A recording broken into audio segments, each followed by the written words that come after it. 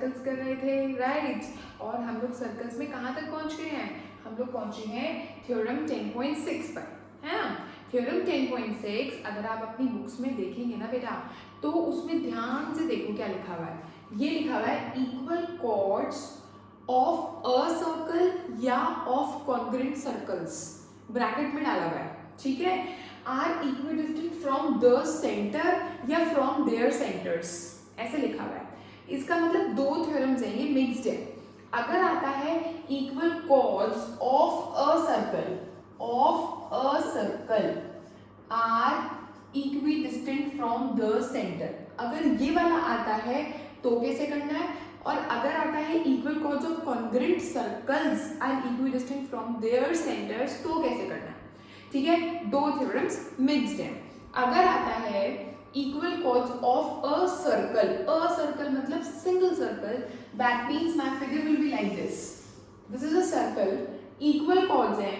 मान लो हमारा एक ये कॉर्ड है ए बी और एक ये कॉर्ड है सी डी, ये हमारे इक्वल कॉर्ड्स हैं।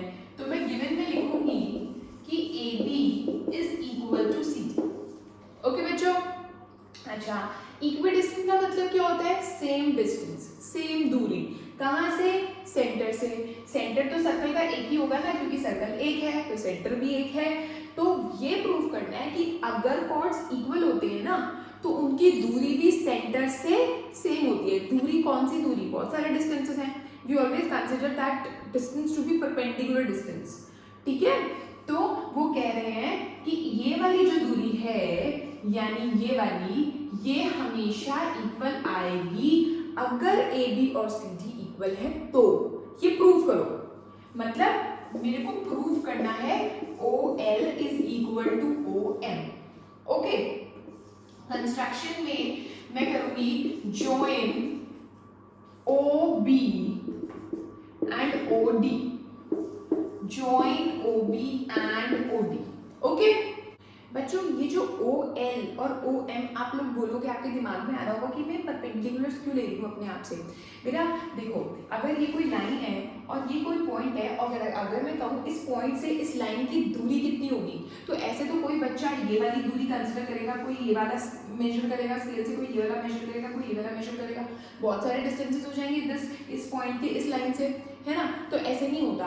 अगर कभी भी ऐसा होता है तो we always consider that distance to be perpendicular distance, सीधा डिस्टेंस, ठीक है। तो अब इस कॉर्ड से अगर मुझे सेंटर ओ की दूरी निकालनी है, डिस्टेंस निकालना है, तो वो हमेशा मैं परपेंडिकुलर डिस्टेंस को ही कंसिडर करूंगी, ठीक है। तो वो यही पूछ रहे हैं तुमसे, यही कह रहे हैं कि ये प्रूव करो कि इसका डिस्टेंस सेंटर से विच इज ओ एल और इसका डिस्टेंस सेंटर से which is O M, prove them to be equal. तो परपेंडिकुलर दूरी ही लेंगे, परपेंडिकुलर डिस्टेंस ही लेंगे। तो उस परपेंडिकुलर डिस्टेंस के लिए हमने ये परपेंडिकुलर्स ड्रॉ किए, तो ये गिवन में लिख दो कि O L perpendicular to O B, A B and O M perpendicular to C D. भाई रिक्वायरमेंट थी क्वेश्चन के हिसाब से, तो हमने ये गिवन में लिख दिया और कंस्ट्रक्शन में लिख दिया join O B and O D, ठीक है। अब देखो प्रूफ, अब अगर मैं ट्रायंगल ओ बी एल लेती हूँ और ट्रायंगल ओ डी एम लेती हूँ, यानी ये वाले दो ट्रायंगल्स लेती हूँ, तो मेरा ओ बी और ओ डी जो है वो इक्वल है। क्यों है इक्वल? भाई radii of the same circle, centre से सर्कल तक की दूरी क्या होती है? रेडियस कहलाती है। तो रेडियाई ऑफ सेम सर्कल, ठीक है। अच्छा, इस वाले एंगल को 1 मार्क कर लो, इसको एंगल 2 मार्क कर लो, और लिख लो angle 1 is equal to angle 2 90 degree each. ये रीजंस तो दोनों सबको समझ आते हैं, दो रीजंस। थर्ड रीजन तो मेरे को मिल ही नहीं रहा कि मैं क्या करूं। तो एक काम हम कर सकते हैं, हम लिख सकते हैं पहले A B is equal to C D, जो कि मेरे पास गिवन में है, गिवन में, ठीक है, इक्वल कॉर्ड्स, ठीक है। अब मेरी बात सुनो कि अगर मैं हाफ ऑफ ए बी लेती हूँ और इधर भी हाफ ऑफ सी डी लेती हूँ, तो वो क्या होगा? अगर मैं ए बी का आधा लेती हूँ, ठीक है, ए बी का आधा, वो क्या माना जाएगा?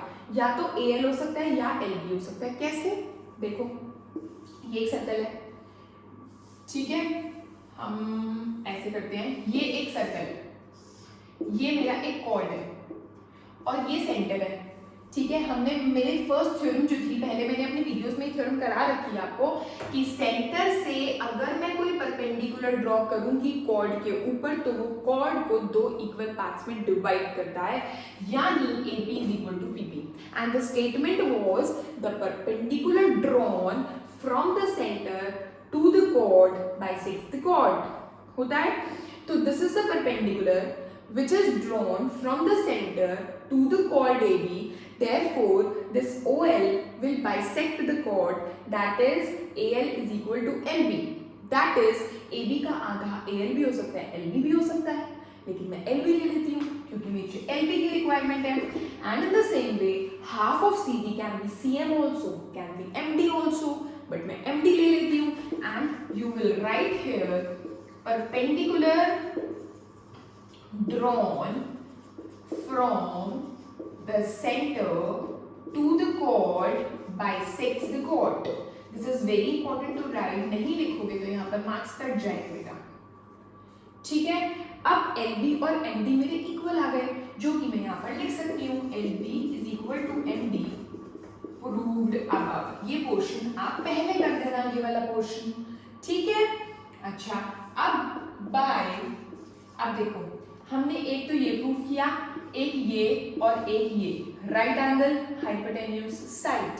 तो इसका मतलब क्या हो गया, by RHS triangle OBL is congruent to triangle ODM.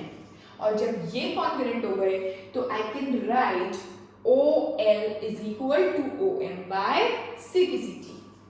OL is equal to OM by CPCT. मैंने आपको स्टार्टिंग में बताया कि थ्योरम 10.6 में दो कंबाइंड थ्योरम्स हैं. किस तरह से, पहले तो ये देख लो एक बार क्या किया था मैंने स्टार्टिंग से. मैंने सिर्फ इन दोनों ट्रायंगल्स में कॉन्ग्रुएंसी प्रूव करी है और फिर मैंने OL is equal to OM by CPCT कर दिया, जिसमें हमें तीन रीजंस नहीं मिल रहे थे. तो मैंने AB is equal to CD लिखकर उसका हाफ कराया और LB is equal to MD आया, जो कि एक रीजन था which was missing here. Right, अब अगर मैं इस थ्योरम को दूसरा जो उन्होंने कहा है ना, दो मिक्स थ्योरम्स है 10.6 NCERT में, अगर मैं इसको कर दूं equal chords of congruent circles, अब मैं इसको चेंज कर रही हूँ, equal chords of congruent circles are equidistant from the centres. अब सेंटर्स आ गया तो यहाँ पर एक सर्कल नहीं बनेगा, सर्कल्स आ गया, एक सर्कल नहीं बनेगा, दो सर्कल्स बनेंगे. तो अब जो मेरी फिगर होगी वो इस तरह से होगी. मैं यहाँ पर दो सर्कल बनाऊंगी, एक ये रहा और एक ये रहा. ठीक है, कॉन्ग्रुएंट सर्कल्स हैं ये दोनों. कॉन्ग्रुएंट सर्कल्स का मतलब क्या होता है, जो सेम मेजरमेंट के होते हैं, जिनके रेडियाई जो होते हैं वो सेम होते हैं, इक्वल होते हैं. ठीक है, तो इसका रेडियस और इसका रेडियस सेम है, इक्वल है. ठीक है, तो वो बोल रहे हैं इक्वल कॉर्ड्स भी हैं, यानी एक कॉर्ड यहाँ पर है, एक कॉर्ड यहाँ पर है, AB is equal to CD हो गया यहाँ पर गिवन है. ठीक है, और उनके रेडियस भी सेम है, इसका रेडियस और इसका रेडियस सेम है. They are equidistant from their centres, यानी फिर से मुझे OL को OM के इक्वल प्रूव करना है. तो मैंने परपेंडिकुलर्स तो वही चीज लिख दी कि OL is perpendicular to AB and OM is perpendicular to CD. Given वही हो रहा, कुछ चेंज नहीं हुआ. टू प्रूव वही रहा, कुछ चेंज नहीं हुआ. एंड जॉइन भी चेंज नहीं हुआ, OB और OD को ज्वाइन कर दो. ठीक है, now in triangle OBL and in triangle ODM फिर से वही ट्रायंगल्स ले लिए, ये वाला और ये वाला. ठीक है, OB is equal to OD, radii of same circle, कुछ भी चेंज नहीं हुआ. ठीक है, क्योंकि OB और OD सेम है, क्योंकि हमारे कॉन्ग्रुएंट सर्कल्स के रेडियस इक्वल होते हैं. ठीक है, अच्छा angle 1 is equal to angle 2, ये रहा मेरा एंगल 1, ये रहा मेरा angle 2 which is 90 degree each. ठीक है, LB is equal to MD proved above, जो ये लिखा हुआ है इसमें क्या करो तुम यहाँ वही प्रूव करके दिखा दो कि AB तो CD के इक्वल है गिवन, तो half of AB is equal to half of CD and फिर हाफ ऑफ AB को हम AL भी लिख सकते हैं, LB भी लिख सकते हैं, लेकिन मैं LB लिख रही हूँ. हाफ ऑफ CD को मैं CM भी लिख सकती हूँ, MD भी लिख सकती हूँ, मैं MD लिख रही हूँ.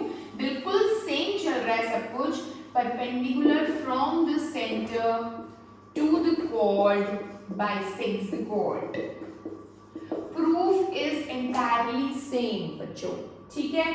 और by RHS congruency हमारा ये OBL is congruent to ODM and OL is equal to OM by CPCT. तो प्रूफ तो सेम रहा ना, फिगर डिफरेंट हो गई ना, ठीक है. तो एक सर्कल आएगा, क्वेश्चन को ध्यान से पढ़ना है. Equal chords of a circle आएगा तो पहले वाला, equal chords of congruent circles आएगा तो don't get confused. Only the difference is congruent circles में आपको दो सर्कल बनाने हैं. Proof is entirely the same. Congruent circles का मतलब होता है कि दोनों सर्कल्स के रेडियस सेम है. Okay, so guys, this was theorem 10.6. Okay, hopefully आपको समझ आई होगी. I tried my best कि आपको समझ आए. And in my next video, I will proceed further. Okay, till then, bye bye. Do subscribe my channel. Keep writing in comment section. Okay, bye bye. Thank you so much.